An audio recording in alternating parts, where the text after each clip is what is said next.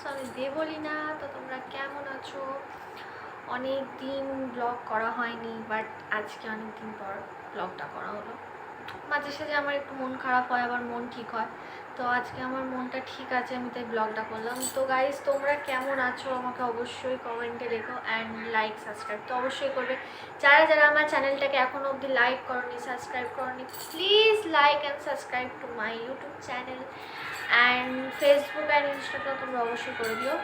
তো গাইজ, আজকে ভালোবাসা নিয়ে আমি কিছু বলতে চাই। তো হ্যাঁ, অবশ্যই তোমরা হয়তো ভাবতে পারো যে হঠাৎ ভালোবাসা নিয়ে কেন বলছে। তো তার মধ্যে একটা রিজন আছে যে আমার নিজের যে ভালোবাসার মানুষ আছে আমাকে প্রচণ্ড ভালোবাসে। আর আমি হয়তো তাকে অনেক সময় বুঝতে ভুল করি, সেটা আমার দোষ। বাট সে আমাকে এতটাই ভালোবাসে যে সে রাগের মাঝখানেও তার ভালোবাসা বুঝিয়ে দেয়, কষ্ট দেওয়ার মাঝখানেও ভালোবাসা বুঝিয়ে দেয়, অ্যান্ড ছোটোখাটো কারণে বাচ্চাদের মতন আচরণ করা, সেটাতেও ভালোবাসা বুঝিয়ে দেয়। তো এটা নিয়ে তোমাদেরকে কিছু জিনিস জানাতে চাই যে তোমাদের লাইফে যদি এরকম কোনো ভালোবাসার মানুষ থাকে যে তোমাদের সাথে সবসময় ঝগড়া করছে, তোমাকে খুব রাগাচ্ছে, তোমাকে জ্বালাতন করছে, প্লাস তোমাকে বিভিন্ন রকম কথা বলে বাচ্চাদের মতন আচরণ করছে, তাহলে সেই মানুষটা হচ্ছে তোমার লাইফের জন্য বেস্ট। কারণ সে রাগাচ্ছেও কিন্তু তোমাকে, কষ্ট দিচ্ছেও তোমাকে, ভালোবাসছেও তোমাকে, কারণ তোমার ওপর অধিকার আছে, তাই জন্য পুরো অধিকারটা কিন্তু তোমার ওপরেই দিচ্ছে। তো তার মানে হচ্ছে সে তোমাকে অত্যন্ত ভালোবাসে। কারণ সে যদি তোমাকে ভালো নাই বাসতো, তোমার ওপর রাগ দেখাতো না, তোমার ওপর তার কিসের অধিকার থাকতো? সামান্য কিছু কথা বলে ঠিক তোমাকে কাটিয়ে নেওয়ার চেষ্টা করতো, কিন্তু সেটা করেনি।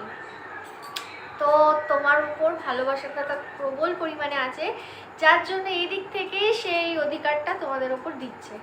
তো তোমাদেরকে একটাই জিনিসের সাজেশান দেব, তো যাদের যাদের লাইফে এরকম একটা পার্সন আছে, যতই রাগ হোক, ঝগড়া হোক, প্লিজ হাতটাকে শক্ত করে ধরে থেকো, কোনো দিন হাতটাকে ছেড়ো না।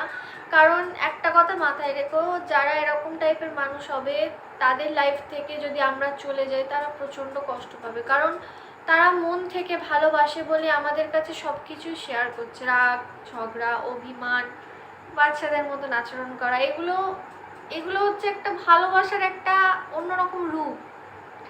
তো ভালোবাসার মধ্যে এগুলো চলে। তো আমাদের হাতের পাঁচটা আঙুল সমান হয় না, তো মানুষও সমান হয় না।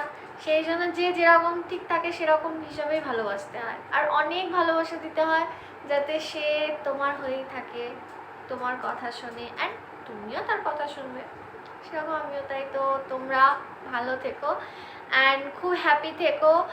আর আবারও অন্যরকম একটা আলোচনা নিয়ে তোমাদের সামনে আসবো। অনেক দিন পর ব্লগ করলাম যেহেতু, তো তোমরা আমাকে সাপোর্ট প্লিজ করো অ্যান্ড পাশে থেকো এরকমভাবে। By everyone.